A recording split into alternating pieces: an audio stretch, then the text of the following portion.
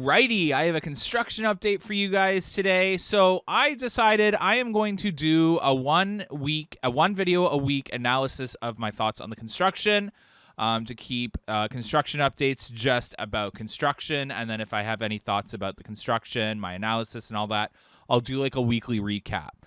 Because some people were like, sometimes you're talking and then you switch up what you're talking about on the screen. So if you could just keep it about what's on the screen. So I'm going to do that. So currently on the screen in front of us is AlpenFury track. So as you may know from my last update, shipments have arrived more frequently now. We had about 3 shipments arrive in the span of about 4 days, which is actually a pretty big increase in track shipments. They've also expanded the track site's fenced off area, allowing for a lot more storage of track to be placed inside this fenced area. So definitely exciting. Definitely need a little bit more track, I think, before we see vertical.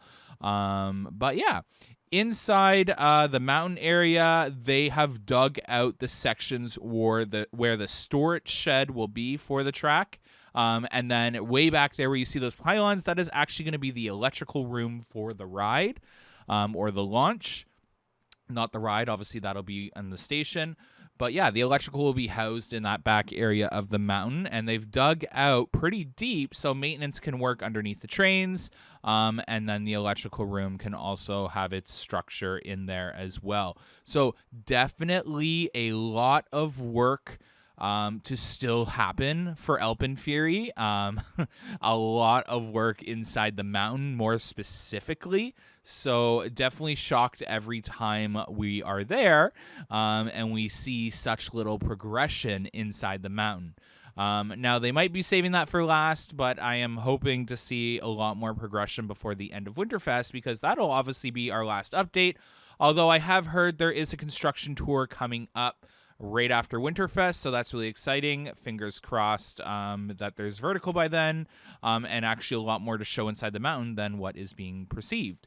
I just wanted to show this. This means absolutely nothing. It's just a redirection of water flow due to the construction of AlpenFury. They've had to redirect water from the building over to there. Over here, Riptide is obviously starting to show some age. They are doing some work on it, but I did notice this huge foundational crack over at Riptide, so I thought that was interesting. I wanted to show it. This ride is definitely not aging well at all, and that's a pretty extensive damage to take place on a ride that houses water and electrical and obviously there. But guests don't walk there, so it's not that important at the end of the day. They could cosmetically just fix it, and that's that. Over at AlpenFury, the station area, they have poured the caissons. They've dug the caissons and put the rebar in the caissons. I don't know if they've actually poured all of them. They have poured some of them. There is this damaged caisson over after the first booster launch that takes you into the mountain. It is damaged. It looks like a truck hit it. They're obviously just going to have to cosmetically fix that. They do not have to dig up that entire footing and redo it. Outside of that, no further evidence of vertical starting any day now. It should be soon, but we are going to need to see more track. I have heard they have selected the contractor. That is exciting. So we should start to see that contractor's construction site actually show up. And yeah, so there are the rebar cages that I was talking about. That is for the actual station structure. You can see it actually starting just as the brake run hits those 2 footings. And you'll see it. It's a pretty small station, but you can almost tell the exact exit and entrance area of the station just based off those rebar cages. So definitely very excited to see what the station's going to look like. I do think there are going to be some differences to what we were shown in the animation. In fact, the park did confirm that animation doesn't show AlpenFest's full aesthetics. But yeah, over here, as you enter the mountain, I did want to showcase this because now that it's dug out again, you can really see how deep you're going to dive into the mountain. That's going to be really cool. And I'm also hearing if you get a rollback, you also have to roll all the way back towards the station. So that's going to be a really weird rollback. Everyone's going to be wanting that rollback credit. when it opens. So I just wanted to show this again because that first day of filming, this is 2 days worth of footage. My camera was glitching out really hardcore. So it was behaving a lot better today. So I just wanted to give you guys a little crisper footage. Again, I was just expecting more, just a lot of structural work taking place in the mountain.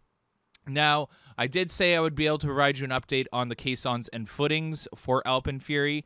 Most of the footings are done. All of the caissons are done. They are just finishing up some of the footings, like this pair here. I'm not quite sure what's going on. I am starting to think, is there a chance that they're going to have to redo them? Because there's been a slight pause. I don't know if they're trying to fix that.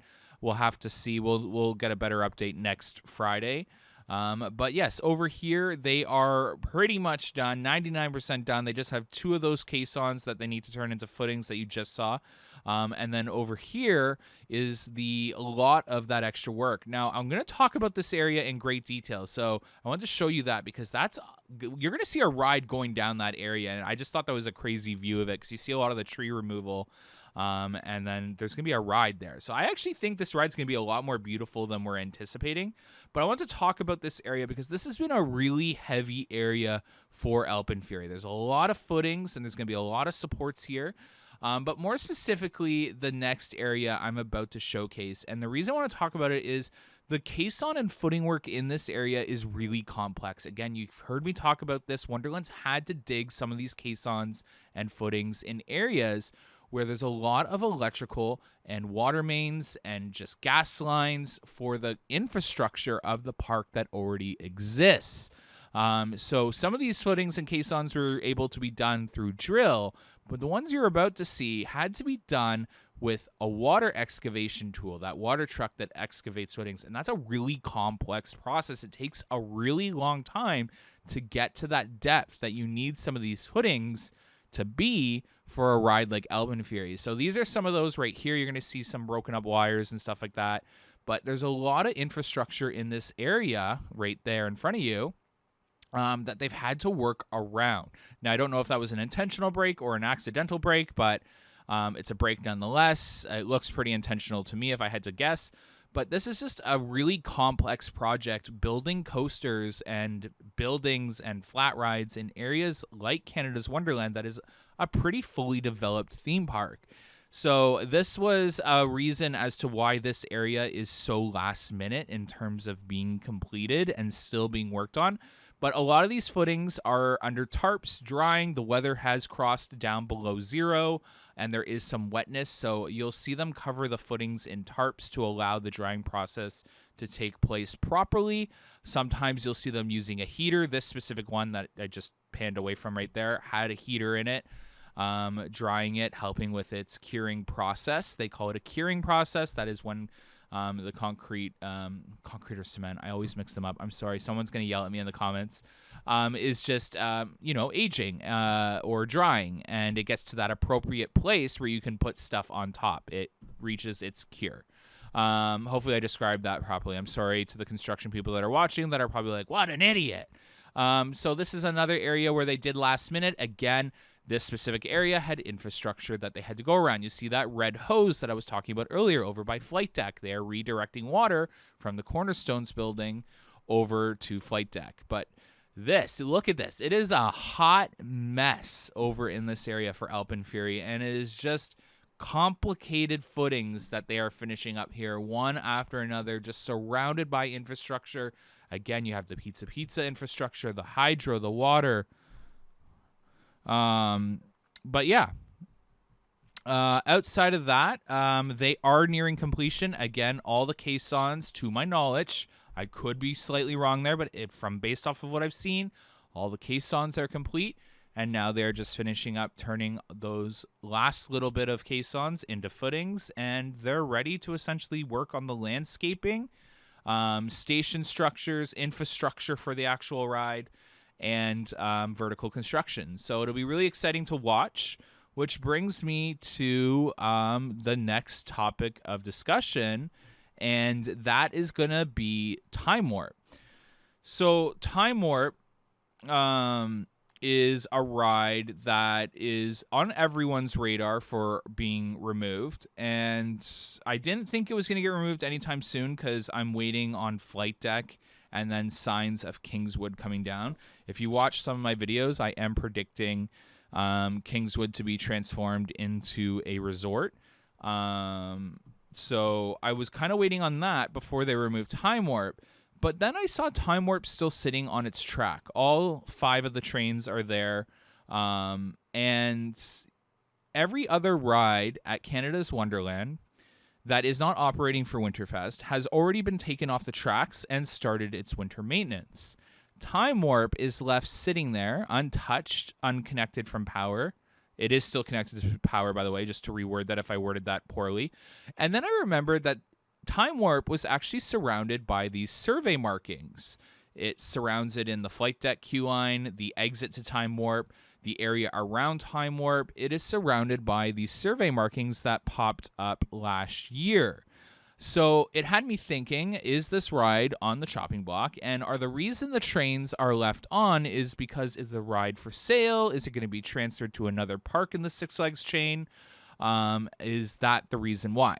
So that's just my thinking. We are keeping an eye on it. I'm not saying anything's happening. We'll keep a very close eye on that. I wanted to show this in front of you. It has flags, red flags and yellow flags around it. And I wanted to talk about that because you see it around Dragonfire. Now, we've been keeping an eye on Dragonfire. Is it going to get upgraded? Is it going to receive some upgrade to its lift hill, its electrical, its PL system? I just used the wrong PLC system. And the reason sometimes you'll see flags pop up, it could be as simple as what I wanted to show in front on the screen right now is as a new fence going in, and they have to mark where the electrical, gas, and water line is. So not all the time when we see markings like this is it going to mean that something serious is going to happen to a ride, but definitely to keep your attention there, there's going to be some sort of groundwork. So definitely keep your eyes peeled around the park for these types of flags. It'll show you there could be some groundwork for a fence, there could be some electrical upgrades for a ride, there could be work on a ride, it could be a paint job, it could be as little as anything, but definitely keep your eyes peeled for these flags. Anyways, thanks so much for watching today's construction update. I know this one was packed with a lot of information. Hopefully you enjoyed today's format a little better. I'll keep all my opinions to another style of video in a weekly analysis. Thanks so much, guys. Have a good one. Bye.